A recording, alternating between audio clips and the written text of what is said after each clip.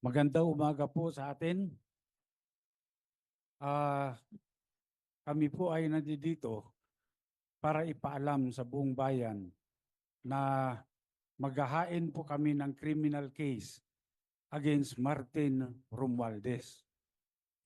Sa kadahilanan po na siya po ay may ginawang krimen dito sa budget ng 2025.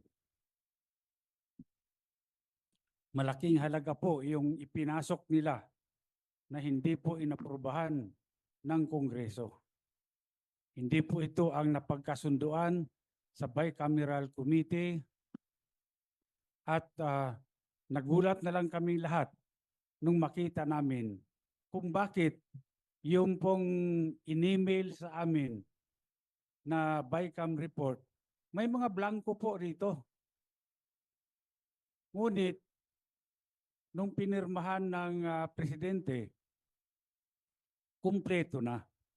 At nung tinignan namin kung magkano yung ipinasok nila na halaga, ito po ay nagkatotal ng 241 billion. Ngayon po, ewan ko kung matatawag natin na typographical error yan o grammatical error. Napakalaki po ng halaga. 241 billion.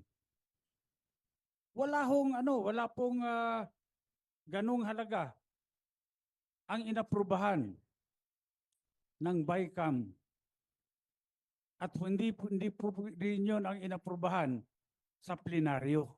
Bakit po nagkaroon ng ganung halaga doon sa General Appropriations Act, GAA? Kanya po, ako bilang isang nakaupong congressman, kinakailangan ding ipakita ko sa taong bayan na kung merong mali, siguro kailangan din natin panagutin kung sino yung may gawa ng krimen. At dito, dahil po ilang araw na kaming nag-request ng kopya ng enrolled bill, hanggang ngayon po tinatago nila sa amin yan. Hindi po nire-release ang enrolled bill ng House of Representatives.